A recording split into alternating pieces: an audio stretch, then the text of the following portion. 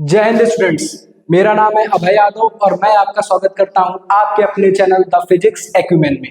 ठीक है, जहां पे हम लोग, जैसा कि आप थंबनेल देख के जान ही गए होंगे कि हम लोग आज क्या स्टार्ट करने वाले हैं। तो हम लोग क्लास 12 की फिजिक्स में आज पहली इकाई इलेक्ट्रोस्टैटिक स्थिर वैद्युतिकी का पहला chapter electric charge and field वैद्युत आवेश तथा क्षेत्र को स्टार्ट करने वाले हैं। तो सबसे पहले हम लोग जानेंगे कि फर्स्ट पेपर मतलब फिजिक्स का क्या सिलेबस है, उनके चैप्टर कौन कौन सी इकाई है, कौन कौन से चैप्टर हैं, उनको जान के फिर हम लोग का जो हमारा जो टॉपिक है आज का है वो हम लोगों का होगा वैद्युत आवेश तथा वैद्युत आवेश के प्रकार और गुण। यानी हम लोगों का आज आवेश का इंट्रोडक्शन वीडियो होगा। ठीक, क्योंकि जो फर्स्ट पेपर की पहली किताब है, पूरी किताब वो बेस्ड है आवेश पे। ठीक, तो हम लोग आज थोड़ा आवेश के बारे में जानेंगे। तो हम लोगों का ये नया चैनल है द फिजिक्स एक्यूमेन। हम लोग आपके साथ एक नई जर्नी स्टार्ट कर रहे हैं आज से। ठीक, इस चैनल में अब आपको प्रॉपर वीडियो मिलते रहेंगे। क्लास 12 के इसका पूरा कोर्स कराया जाएगा और कुछ दिन बाद से इसमें 11th के भी वीडियो आपको मिलने लगेंगे। तो आइए देखते हैं। ठीक, तो बात करें तो भौतिक विज्ञान की एक शाखा है इलेक्ट्रोमैग्नेटिज्म। भौतिक विज्ञान की एक शाखा है इलेक्ट्रोमैग्नेटिज्म। ठीक, उसके दो पार्ट हैं, इलेक्ट्रोस्टैटिक्स और एक इलेक्ट्रोडायनेमिक्स।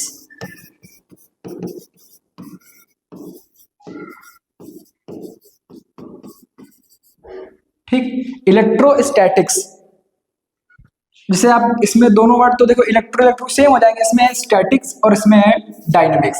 स्टैटिक्स की आपको हिंदी पता होगा, स्टैटिक्स का मतलब होता है क्या, विराम, रुकना। ठीक, और डायनेमिक्स का वर्ड है गति, चलना। ठीक, और बात यहाँ पे किसकी, इलेक्ट्रिक का मतलब यहाँ पे इलेक्ट्रिक का मतलब यहाँ पे होगा चार्ज से। ठीक, तो जहाँ पे चार्ज रुका हुआ होगा, ठीक, उसको बोलेंगे इलेक्ट्रोस्टैटिक्स। और जहाँ पे चार्ज क्या करेगा, मूव करेगा। ठीक, वहां पे हम लोग वो कौन सी यूनिट होगी, इलेक्ट्रोडायनेमिक्स। ठीक, तो आज जो हम लोगों का टॉपिक है इलेक्ट्रोस्टैटिक्स। और इलेक्ट्रोस्टैटिक्स के अंतर्गत जो चैप्टर आते हैं क्लास 12 में, तो दो चैप्टर आते हैं। पहला चैप्टर है वैद्युत आवेश तथा क्षेत्र और दूसरा चैप्टर है वैद्युत विभव तथा धारिता। ठीक, फिर उसके बाद आ जाएंगे धारा वैद्युत। जब इलेक्ट्रॉन, जब आवेश क्या हो जाएगा, चलने लगेगा, तो जब आवेश चलने लगेगा तो फिर हम लोगों को चैप्टर पढ़ने हैं धारा वैद्युत, वैद्युत धारा का चुंबकीय प्रभाव, वैद्युत चुंबकीय प्रेरण, प्रत्यावर्ती धारा। फिर हम लोग ये सब चैप्टर पढ़ेंगे। ठीक, तो आज का जो हम लोगों का टॉपिक है, ये तो हम लोगों की जो इकाई है वो है स्थिर वैद्युतिकी। स्थिर वैद्युतिकी,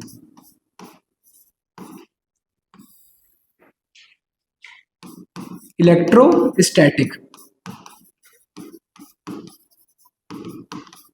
ठीक, इसमें इलेक्ट्रोस्टैटिक्स का जो पहला चैप्टर है वो क्या है, इलेक्ट्रिक चार्ज एंड फील्ड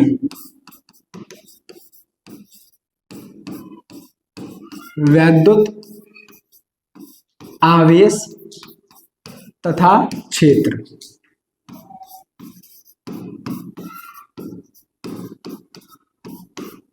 ठीक, वैद्युत आवेश तथा क्षेत्र। तो सबसे पहले लोगों को इसमें जानना होगा, चैप्टर का नाम ही है वैद्युत आवेश तथा क्षेत्र। तो सबसे पहले जो हम लोग इस बात करेंगे इस चैप्टर में, तो हम लोग बात करेंगे वैद्युत आवेश की, कि भैया आवेश क्या होता है। वैद्युत आवेश,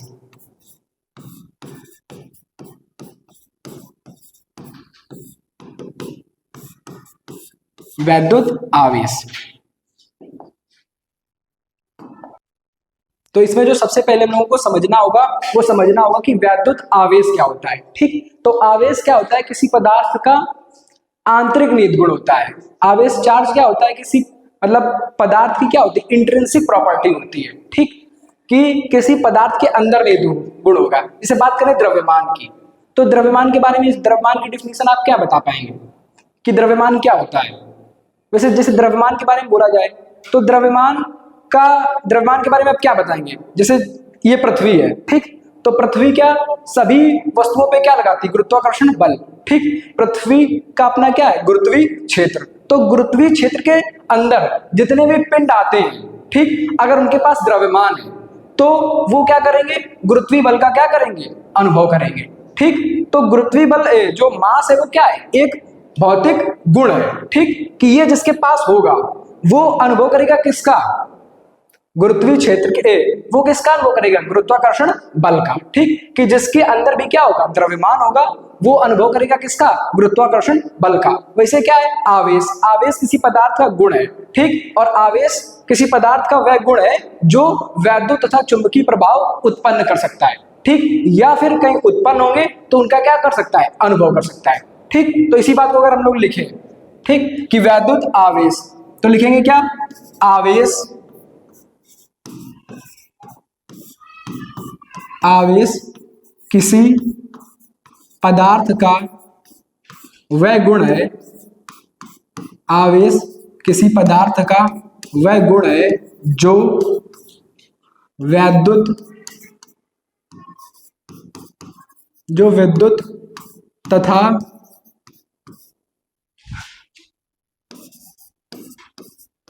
विद्युत तथा चुंबकीय प्रभाव उत्पन्न कर सकता है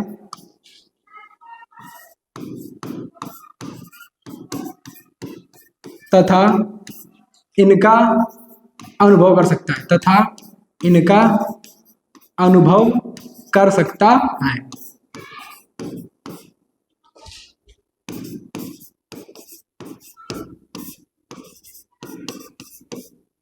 ठीक, तो आवेश क्या, आवेश किसी पदार्थ का वह गुण है जो विद्युत तथा चुंबकीय प्रभाव उत्पन्न कर सकता है या अनुभव कर सकता है। मतलब आवेश किसी पदार्थ के अंदर का वह गुण है कि आवेश का गुण जिसके अंदर होगा, ठीक, तो वो क्या करेगा, वैद्युत या चुंबकीय प्रभाव को उत्पन्न करेगा, और अगर कहीं पे पहले से उत्पन्न होगा तो उसका क्या कर लेगा, अनुभव कर लेगा। ठीक, ये बात होती है आवेश की। ठीक, अब हम लोगों ने पढ़ लिया आवेश, तो आवेश की हो गई डिफिनीशन। अब आवेश को हम लोग जो डिनोट करते हैं, तो आवेश को हम लोग फिजिक्स में डिनोट करते हैं क्यू से, या तो कैपिटल क्यू से लिख सकते हैं या फिर किससे लिख सकते हैं, स्मॉल क्यू से। ठीक, तो ये बात हम लोग जान गए आवेश के बारे में। आवेश क्या होता है, दो क्षेत्र बनाता है, विद्युत क्षेत्र तथा चुंबकीय क्षेत्र। ठीक, तो आइए अब हम लोग आगे जानते हैं आवेश की, जो आवेश की संकल्पना दी जाती है वो किसके आधार पर दी जाती है, जो आवेश की संकल्पना दी जाती है वो दी जाती है इलेक्ट्रॉन के आधार पे। ठीक है, तो सबसे पहले हम लोग समझते हैं आवेश के बाद वैद्युत आवेश के प्रकार। ये तो बात हो गई आवेश के डिफिनीशन पे, फिर हम लोग अब पढ़ते हैं आवेश के प्रकार।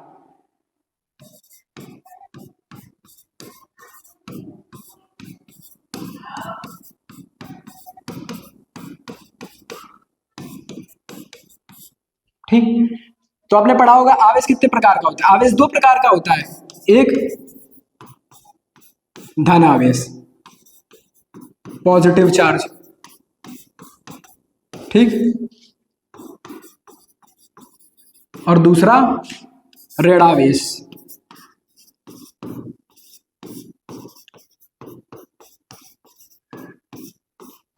Negative charge. ठीक, आवेश दो प्रकार के होते हैं, धनावेश और ऋणावेश। ठीक, अब ये आवेश बनते कैसे, जैसे धनावेश बनता है पॉजिटिव चार्ज इलेक्ट्रॉनों की कमी से, और ऋण आवेश बनता है इलेक्ट्रॉनों की अधिकता से। ठीक, तो ये बात हो गई आवेश के प्रकार की। अब हम लोग आगे समझते हैं आवेश की मतलब संकल्पना। ठीक, कॉन्सेप्ट ऑफ चार्ज।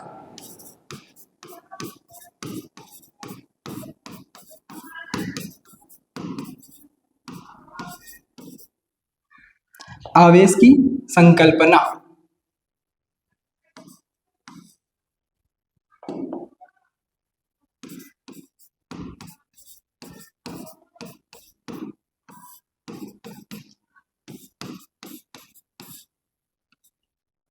तो आवेश की जो संकल्पना दी जाती है वो दी जाती है इलेक्ट्रॉन के आधार पे।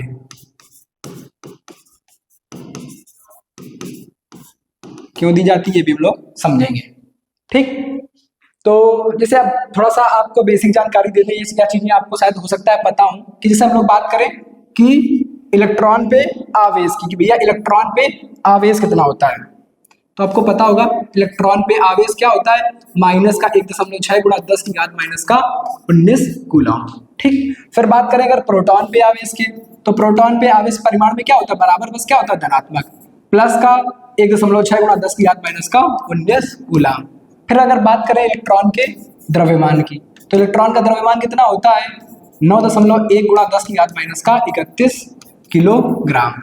ठीक, दूसरा बात करें प्रोटॉन की द्रव्यमान की, तो क्या होता है 1.67 गुणा 10 की घात माइनस का 27 किलोग्राम। ठीक, तो आवेश क्या होते हैं दोनों के बराबर, बस प्लस माइनस का चिन्ह होगा, क्या होता है अंतर, और द्रव्यमान इसका कितना होता है 9.1 गुणा 10 की घात माइनस का 31 किलोग्राम इलेक्ट्रॉन का, और प्रोटॉन का होता है 1.67 गुणा 10 की घात माइनस का 27 किलोग्राम। अगर बात करें मास ऑफ प्रोटॉन की, कि जो प्रोटॉन का द्रव्यमान होता है वो 1837 गुना होता है किसका, इलेक्ट्रॉन के द्रव्यमान का। ठीक, 1837 गुना क्या होता है किसका, इलेक्ट्रॉन के द्रव्यमान का। ठीक, अब आपको पता होगा कि जो प्रत्येक पदार्थ बनता है, ठीक, प्रत्येक पदार्थ बनता है वो किससे बनता है,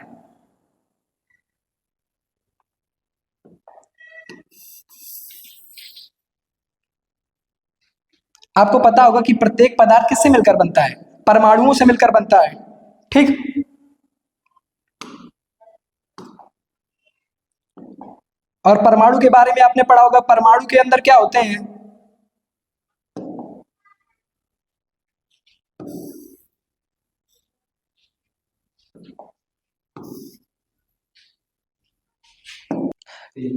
तो देखिए जो प्रत्येक पदार्थ होता है, तो प्रत्येक पदार्थ किससे मिलकर बनता है, परमाणु से।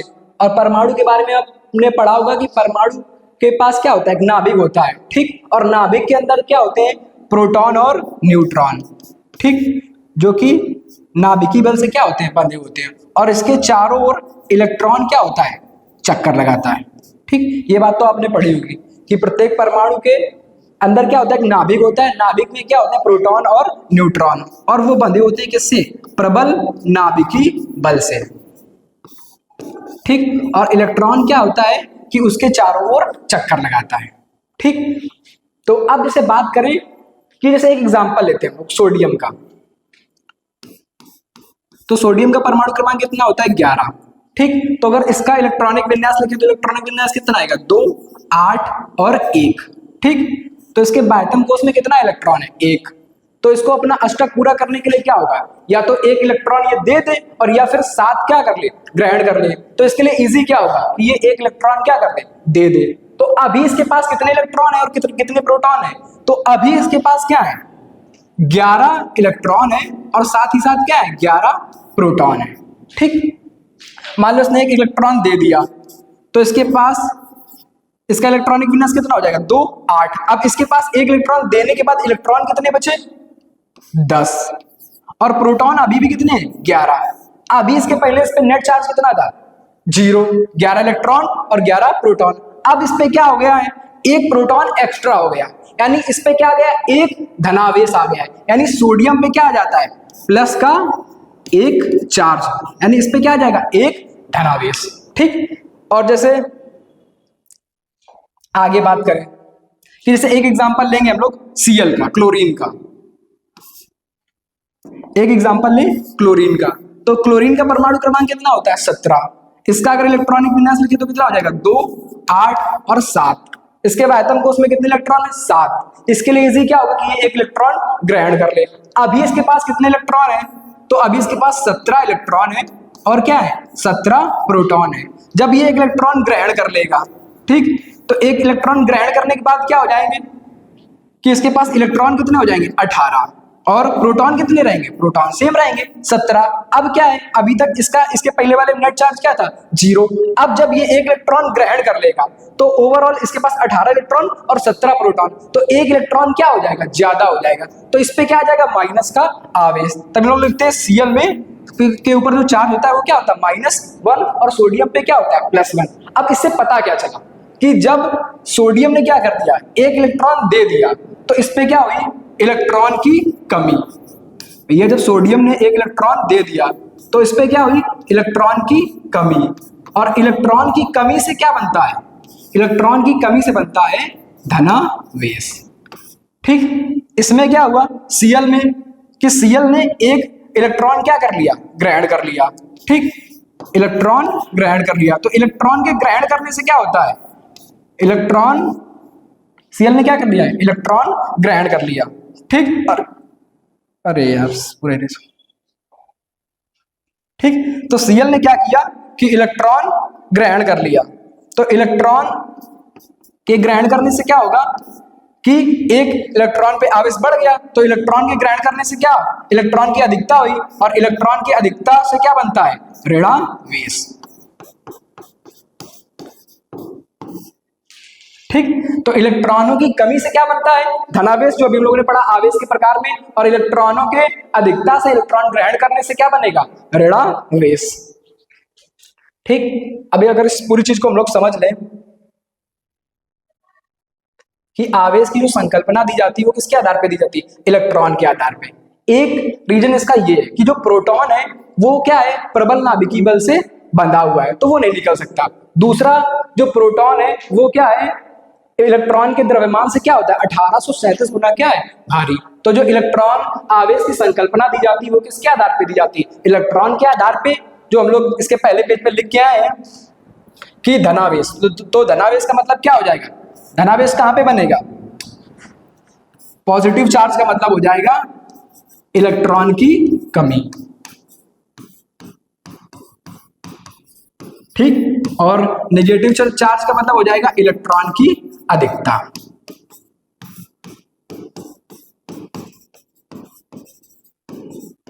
ठीक। तो जो इलेक्ट्रॉन की संकल्पना दी जाती है वो किसके आधार पे दी जाती है, आवेश की जो संकल्पना दी जाती है वो दी जाती है इलेक्ट्रॉन के आधार पे, ठीक। तो इतना आपको समझ में आ गया होगा। अब आते हैं आगे।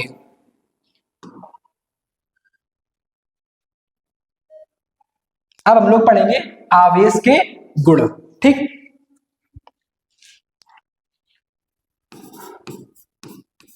आवेशों के गुण। तो भैया जो आवेश का पहला गुण होता है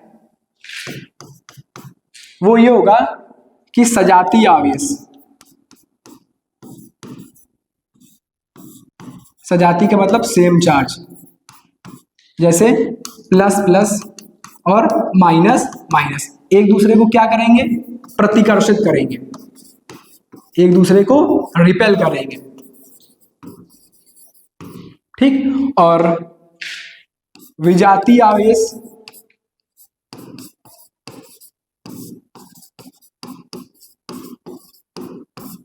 प्लस माइनस एक दूसरे को क्या करेंगे, आकर्षित करेंगे, अट्रैक्ट करेंगे।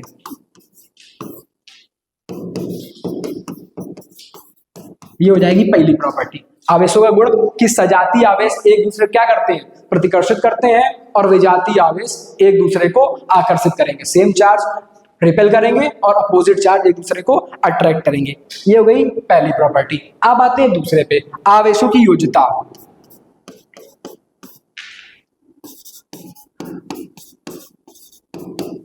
आवेशों की योज्यता। तो भैया आपको पता होगा कि आवेशों का क्या होता है, आवेशों का बीजगणितीय योग होता है। जितनी भी अदिश राशियां होती हैं उन सभी का क्या होता है, बीजगणितीय योग होता है। तो आवेशों का बीजगणितीय योग होता है। बीजगणितीय योग, बीजगणितीय योग का मतलब कि जैसे आपको दिया गया आवेश, आवेश का मतलब बीजगणितीय योग का मतलब विद साइन जोड़ना। जैसे लिखा हो कि एक आवेश है 2 कूलाम का, ठीक, दूसरा है 3 कूलाम का, और एक मान लो है माइनस का 4 कूलाम, और सबको जोड़ना है। तो ये 2 और 3 कितने हो जाएंगे, जोड़ के 5 कूलाम, प्लस माइनस कितना हो जाएगा, -4 कूलाम, ठीक। तो इनका टोटल क्या आ जाएगा, 1 कूलाम। यानी आवेशों का क्या होता है, बीजगणितीय योग, यानी जो भी चिन्ह है प्लस माइनस उनके साथ क्या कर देंगे, जोड़ देंगे। तो ये हो गई 2 प्रॉपर्टी। अब आते हैं तीसरे नंबर पे, आवेश का अगला गुण। तो आवेश का अगला गुण होता है आवेश का क्वांटमीकरण। आवेश का क्वांटमीकरण या आवेश का क्वांटीकरण इसी को लिखते हैं, quantization of charge. Quantization of charge. Quantization charge का मतलब है कि जो हम आवेश का आदान प्रदान करेंगे, ठीक, तो वो एक फिक्स्ड मात्रा में होगा। क्वांटी वर्ड का मतलब होता है फिक्स्ड, मतलब आवेश का हम आदान प्रदान करेंगे तो वो एक फिक्स्ड मात्रा में होगा। और वो मात्रा क्या है अभी हम लोग जानेंगे कि मतलब आवेश का जो हम लोग आदान प्रदान करते हैं वो मूल आवेश के पूर्ण गुणज के रूप में करते हैं। कि मतलब इस प्रकृति या ब्रह्मांड में जो भी आवेश पाया जाएगा वो हमेशा क्या होगा, मूल आवेश के पूर्ण गुणज के रूप में होता है। ठीक, अब बात करेंगे भैया मूल आवेश क्या होता है। तो मूल आवेश होता है सबसे छोटा और स्वतंत्र आवेश। तो भैया इस ब्रह्मांड में जो सबसे छोटा और स्वतंत्र आवेश होता है वो किस पे होता है, इलेक्ट्रॉन पे आवेश, जिसको हम लोग डिनोट करते हैं स्मॉल ई से, और जिसकी वैल्यू होती है माइनस का 1.6 इंटू 10 टू पावर माइनस का 19 कूलम। ठीक, तो मतलब क्वांटाइजेशन ऑफ चार्ज में क्या होगा कि प्रकृति में पाया जाने वाला जो भी आवेश होगा वो मूल आवेश के पूर्ण गुणज के रूप में पाया जाएगा। इसको लिखेंगे कि प्रकृति में पाया जाने वाला आवेश, प्रकृति में पाए जाने वाला आवेश मूल आवेश के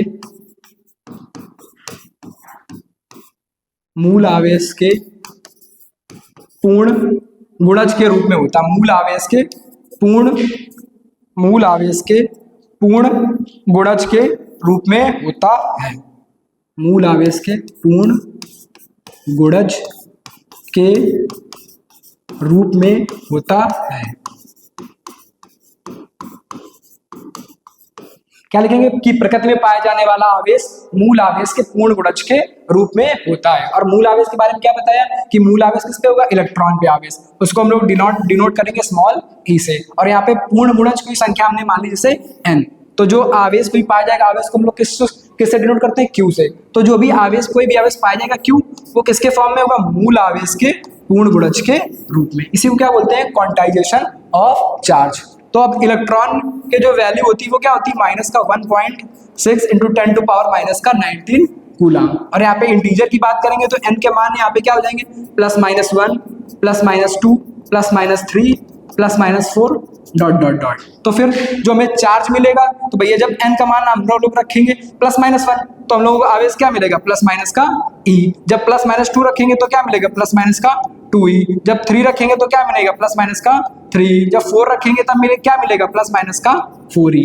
तो हमें क्या मिलेगा, आवेश। तो आवेश के क्वांटमीकरण का मतलब होगा कि इस ब्रह्मांड या प्रकृति में जो भी आवेश पाया जाएगा वो हमेशा मूल आवेश के पूर्ण गुणज के रूप में पाया जाएगा। इसका फॉर्मूला हो जाएगा यहाँ पे Q बराबर Ne, E की वैल्यू हो जाएगी माइनस का 1.6 इंटू 10 टू पावर माइनस का 19 कूलम। ठीक, अब आते हैं अगले पे, अगली प्रॉपर्टी, अगला गुण नंबर 4। नंबर 4 है कि किसी विलगित आवेश का निकाय किसी विलगित आवेश का निकाय, किसी विलगित निकाय का आवेश, सॉरी, किसी विलगित निकाय का आवेश, किसी विलगित निकाय का कुल आवेश संरक्षित रहता है, कुल आवेश संरक्षित रहता है। अब बात आएगी कि विलगित निकाय क्या होता है, आइसोलेटेड सिस्टम। तो विलगित निकाय का मतलब यहाँ पे होगा कि एक ऐसा निकाय जिसके अंदर बाहर मतलब ऊर्जा का आदान प्रदान ना हो पाए।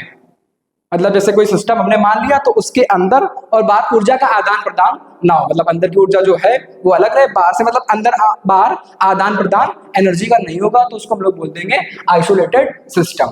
कि मतलब किसी भी आइसोलेटेड सिस्टम के अंदर जो भी नेट चार्ज रहेगा वो हमेशा क्या रहेगा, रिमेन सेम रहेगा। ठीक, वो हमेशा संरक्षित रहेगा। इसको हम लोग एक एग्जांपल समझ लेते हैं। ठीक, कि हमने मान लो जैसे किसी बॉक्स के अंदर कुछ आवेश रखा, जैसे हम लोगों ने किसी बॉक्स के अंदर कुछ आवेश रखा,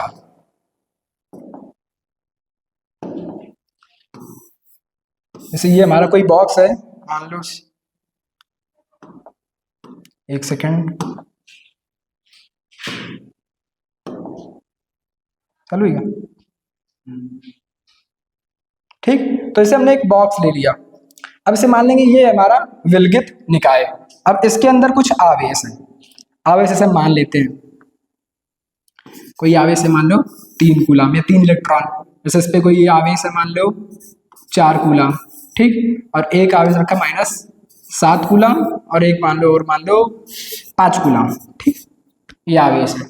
हमने इन आवेश को क्या कर दिया, विलगित निकाय इस डिब्बे को हिला के इनको क्या कर दिया, मिक्स कर दिया, ठीक। तो अब मान लो इनकी वैल्यू कुछ क्या हो गई, बदल गई।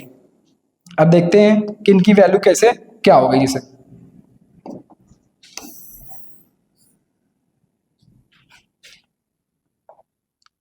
अब मान लो इनकी वैल्यू चेंज होके हो गई, एक आवेश हो गया मान लो 4 कूलम का, ठीक, और एक हो गया मान लो 5 कूलम का, और एक हो गया -3 कूलम, ठीक। तो अब एक जो चौथा चार्ज होगा उसकी वैल्यू क्या होगी, तो उसको हम लोग समझेंगे इससे कि अगर आपको पता है कि किसी विलगित निकाय का कुल आवेश क्या होता है, संरक्षित, तो भैया इसका इस विलगित निकाय का टोटल चार्ज निकाल लो। तो अभी आपको पता है आवेशों क्या होता है, बीजगणितीय योग, तो हम इन सबको ऐड कर लेंगे, 3 कूलम प्लस 4 कूलम और प्लस माइनस का 7 कूलम और प्लस का 5 कूलम। तो आप जोड़ेंगे 3 और 4 7 और 7 5 12 और 12 ये हो जाएगा प्लस माइनस 7 कूलम, ठीक। तो अगर लिखें तो कितना आ जाएगा टोटल 5 कूलम। इनमें जो नेट चार्ज होगा इस वाले आइसोलेटेड सिस्टम का वो क्या होगा 5 कूलम। अब इनको मिक्स किया है, किसी भी विलगित निकाय का या आइसोलेटेड सिस्टम का जो आवेश होता है वो क्या होता है संरक्षित, तो अभी भी नेट चार्ज कितना रहेगा 5 कूलम। अभी आप इसका नेट चार्ज देख लीजिए, ठीक, इसका कितना हो गया 4 3 7 7 5 12 और 12 में 7 चलिए कितना आ गया 5। अब इसका देख लीजिए, इसका अगर यहाँ पे देखेंगे तो कितना हो जाएगा 4 कूलम और प्लस का 5 कूलम और प्लस का माइनस का 3 कूलम, तो 4 5 कितना हो जाएगा 9 कूलम और प्लस माइनस 3, यानी अभी इसका नेट कितना आ रहा है 6 और यहाँ पे कितना है 5, तो यहाँ भी होना कितना चाहिए 5, तो ये जो बचा चार्ज है कितने का हो जाएगा -1 कूलम का, ठीक। तो किसी विलगित निकाय का कुल आवेश क्या होता है हमेशा संरक्षित रहता होगा। तो ये बात हो गई आवेशों के प्रकार की, ठीक। तो हम लोगों ने सबसे पहले क्या पढ़ा, जाना आवेश, आवेश क्या होता है, आवेशों के प्रकार, फिर आवेश की संकल्पना किसके आधार पे दी जाती है, इलेक्ट्रॉन के आधार पे, फिर हम लोगों ने पढ़े आवेशों के गुण, ठीक। अब हम लोग पढ़ेंगे आवेशन की विधियां, मेथड्स ऑफ चार्जिंग, या चार्ज को ट्रांसफर कैसे करते हैं, ठीक। अब हम लोग अगला टॉपिक पढ़ने वाले हैं आवेशन की विधियां। आवेशन की विधियां, मेथड्स ऑफ चार्जिंग, कि किसी बॉडी को चार्ज करना है तो हम लोग चार्ज कैसे करेंगे, मतलब आवेश कैसे देंगे, मेथड्स ऑफ चार्जिंग, ठीक। तो मेथड्स ऑफ चार्जिंग को 2 कैटेगरी में बांटा गया है, एक होती है संपर्क विधि और दूसरी होती है असंपर्क विधि। एक होती संपर्क विधि और दूसरी होती है असंपर्क विधि। तो भैया जो संपर्क विधि है, तो संपर्क विधि में 2 विधियां आती हैं, एक होती है चालन और एक होती है प्रेरण, चालन और दूसरी होगी घर्षण। और जो असंपर्क विधि है इसके अंतर्गत आएगा प्रेरण, ठीक। ये 3 विधियां होती हैं, किसी बॉडी को चार्ज करने की 3 विधियां होती हैं, चालन घर्षण प्रेरण। 2 आती है संपर्क विधि के अंदर और एक आती असंपर्क। असंपर्क का मतलब होगा कि जिसमें 2 बॉडी को हम लोग कांटेक्ट में नहीं लाएंगे, और इनमें क्या होगा कि 2 बॉडियों को कांटेक्ट में रखना पड़ेगा। तो जो प्रेरण है, प्रेरण द्वारा आवेशन को एनसीईआरटी ने अब की बार अपने सिलेबस से हटा दिया है, ठीक। तो हम लोग वही चीजें पढ़ेंगे जो एनसीईआरटी के सिलेबस में है। 2024 में जो एनसीईआरटी ने अपना रिवाइज सिलेबस जारी किया है, हम लोग उसी के अकॉर्डिंग पढ़ेंगे, जो उसमें है वो हम लोग पढ़ेंगे। तो इससे बात कर लेते हैं चालन की, ठीक। तो चालन क्या होगा, चालन में आवेश क्या होता है कि इसे पास रखेंगे तो जिसमें कुछ ज्यादा आवेश होगा उससे कुछ इलेक्ट्रॉन आवेश निकाल के क्या हो जाएंगे दूसरे में पहुंच जाएंगे। जैसे मान लिया कि कोई बॉडी रखी है, ठीक, इसमें कुछ इलेक्ट्रॉन है, ठीक। अब एक न्यूट्रल बॉडी हम लोग लाए और इसके पास क्या है कर देंगे, रख देंगे। तो जब रख देंगे तो चालन द्वारा इससे कुछ आवेश चल के क्या हो जाएगा इसमें पहुंच जाएगा, ठीक। तो ये होता है चालन। नाम से ही समझ में आ रहा। दूसरा बात करें घर्षण में, तो घर्षण में क्या होगा कि भैया दो पिंडों को हमें क्या करना पड़ेगा, रगड़ना पड़ेगा। नाम से पढ़ना घर्षण, फ्रिक्शन, दो पिंडों को क्या करना पड़ेगा, रगड़ना पड़ेगा। इसमें क्या होता है कि घर्षण, जब आप दो पिंडों को रगड़ेंगे तो रगड़ने से क्या होगी, गतिज ऊर्जा बनेगी। थोड़ी देर बाद जब आप रगड़ते रहेंगे तो वही गतिज ऊर्जा किसमें बदल जाएगी, ऊष्मीय ऊर्जा में। ठीक, जो गतिज ऊर्जा होगी वो किसमें कन्वर्ट हो जाएगी, ऊष्मीय ऊर्जा में। ऊष्मीय ऊर्जा के द्वारा क्या होगा कि भैया जो आयतन कोश के इलेक्ट्रॉन होंगे वो क्या होते हैं, कमजोर बॉन्ड से जुड़े होते हैं, तो वो क्या हो जाएंगे, कुछ इलेक्ट्रॉन निकल के दूसरी बॉडी पे आ जाएंगे। तो भैया इससे कुछ इलेक्ट्रॉन मान लो निकल के इससे आ जाएंगे, तो ये क्या हो जाएगा, घर्षण। ठीक, और प्रेरण के बारे में तो हम लोगों को मतलब अब की बार ज्यादा जानना नहीं है। ठीक है, तो आज हम लोगों ने क्या क्या जाना कि आवेश क्या होता है, आवेश के प्रकार क्या होते हैं, आवेश की संकल्पना। तो सबसे पहले हम लोगों ने क्या जाना कि स्थिर वैद्युत की। ठीक, स्थिर वैद्युत की क्या होती है कि भौतिक विज्ञान की एक ऐसी शाखा जिससे हम लोग स्थिर आवेश के बारे में अध्ययन करेंगे, उसको क्या बोलेंगे, स्थिर वैद्युत की। फिर उसका जो पहला चैप्टर है वैद्युत आवेश तथा क्षेत्र, उसमें हम लोगों ने आवेश के बारे में जाना कि आवेश क्या होता है। आवेश किसी पदार्थ का वह गुण होता है जो वैद्युत तथा चुंबकीय प्रभाव उत्पन्न कर सकता है, या फिर कहीं पे उत्पन्न है तो क्या कर सकता है, अनुभव कर लेगा। ठीक, फिर पढ़े आवेशों के प्रकार, दो प्रकार के होते हैं, धनावेश, ऋणावेश। धनावेश कैसे बनता है, इलेक्ट्रॉनों की कमी से, और ऋणावेश किससे बनता है, इलेक्ट्रॉनों की अधिकता से। वो हम लोगों ने पढ़ा किस पे, concept of charge. Concept of charge का पेज डिलीट हो जाएगा, बंद कर दो। तो जो कॉन्सेप्ट ऑफ चार्ज का पेज था वो डिलीट हो गया। तो कॉन्सेप्ट ऑफ चार्ज में हम लोगों ने क्या पढ़ा कि जो आवेश की संकल्पना दी गई वो किसके आधार पर दी गई, इलेक्ट्रॉन। वो क्यों, क्योंकि प्रोटॉन प्रबल नाभिकीय बल से बंधा होता है और प्रोटॉन क्या होता है, इलेक्ट्रॉन से 1837 गुना भारी भी होता है। ठीक, फिर हम लोगों ने पढ़ा आवेशों के गुण की सजाती। पहला गुण क्या है कि सजातीय आवेश क्या करेंगे, एक दूसरे को प्रतिकर्षित, और विजातीय आवेश आकर्षित। फिर पढ़ा आवेशों की योज्यता, आवेशों का जोड़। तो भैया आवेशों का जो जोड़ होता है वो क्या होता है, बीजगणितीय योग होता है, मतलब विद साइन क्या कर देंगे, जोड़ देंगे चिन्हों के साथ। फिर पढ़ा आवेश का क्वांटीकरण। आवेश का क्वांटीकरण क्या होता है कि इस ब्रह्मांड में जो भी आवेश पाया जाएगा वो मूल आवेश के पूर्ण गुणज के रूप में पाया जाएगा। इसका फार्मूला हो जाएगा Q बराबर Ne।